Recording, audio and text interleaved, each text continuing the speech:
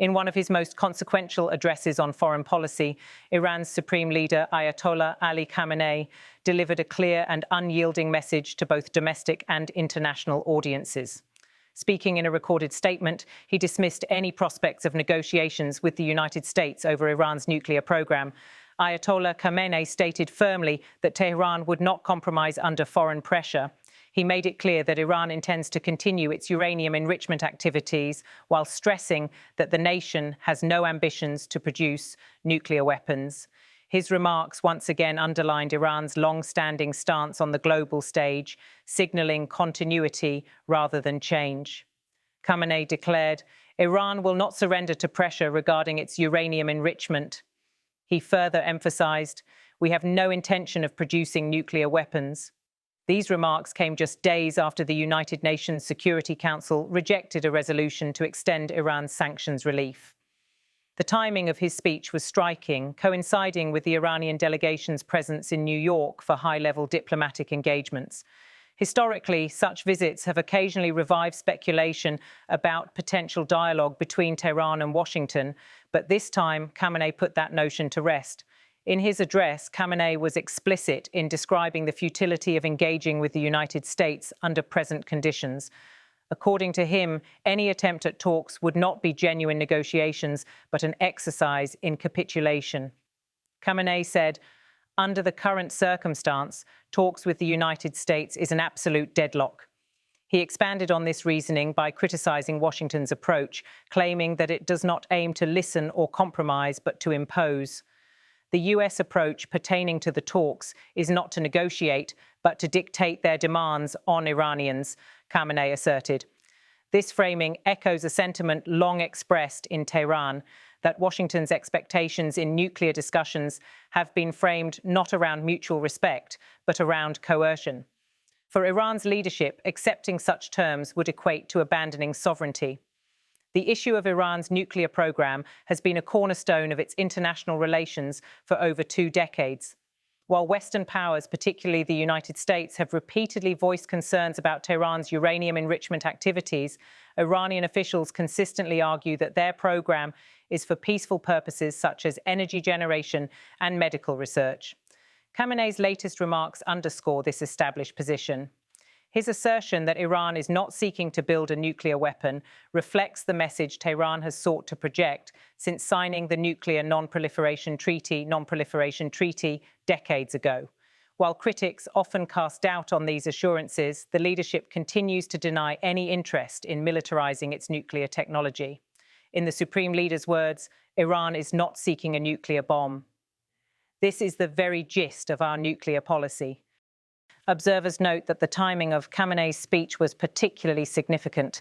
At the very moment when Iran's delegation was in New York for the United Nations General Assembly, rumors of back-channel communications with the United States surfaced once again. These periodic reports have appeared in the past, particularly during multilateral gatherings where Iranian and American diplomats find themselves under the same roof. However, Khamenei's intervention was a decisive move to silence speculation. His words left no ambiguity about Iran's stance, no talks, no compromises, and no change in policy. The Iranian leader also referenced the snapback mechanism, a term used in the nuclear negotiations context. This mechanism allows for the reimposition of sanctions should Tehran be found in violation of agreements.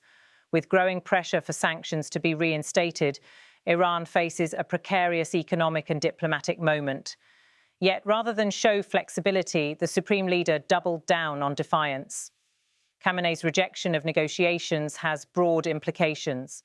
Firstly, it effectively closes the door on any short-term prospects for reconciliation between Tehran and Washington, particularly under the existing US administration.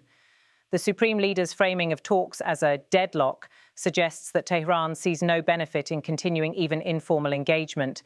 Secondly, it reinforces Iran's alignment with other international actors who oppose US unilateralism.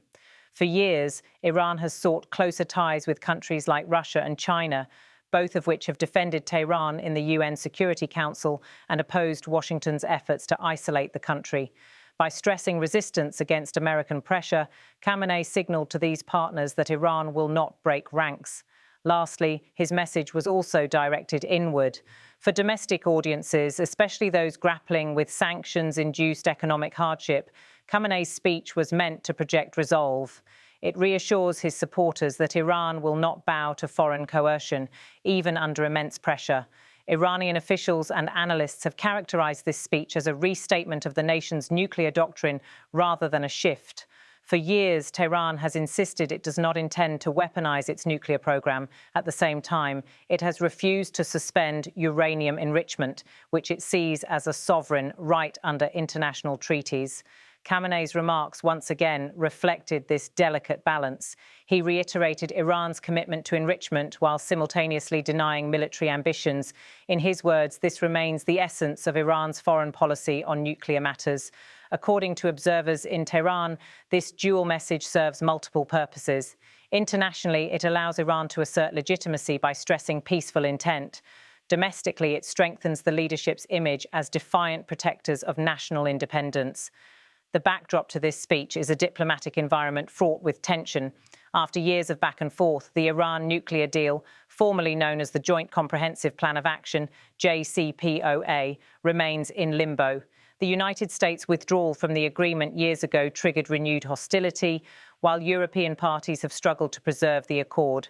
By categorically rejecting talks with Washington, Khamenei has complicated any possibility of reviving the JCPOA. For policymakers in Europe who continue to view dialogue as essential, this speech will be read as a setback.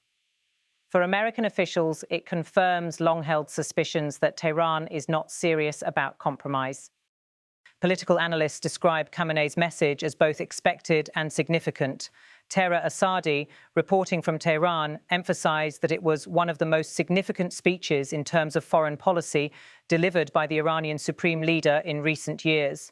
According to Asadi, the speech was aimed at both quelling speculation about possible talks in New York and reinforcing Iran's stance in the face of renewed sanctions threats. Asadi highlighted that the leader's words amounted to a restatement of Iran's fundamental nuclear policy, resistance to pressure, refusal to halt enrichment, and rejection of nuclear weapons development. While Khamenei's position is unambiguous, the broader situation remains fluid. Iran continues to face international scrutiny, economic hardship, and diplomatic isolation. The rejection of talks with the United States may strengthen its hardline credentials, but also risks further alienation from global institutions. At the same time, Iran's leadership appears to be calculating that resistance rather than compromise will yield greater long-term benefits. With support from allies such as Russia and China, Tehran may believe it can withstand US pressure while maintaining strategic autonomy. Still, the path ahead is uncertain. The risk of escalating sanctions, combined with economic fragility at home, could present challenges that test the resilience of this hardline position. Ayatollah Ali Khamenei's message was unambiguous.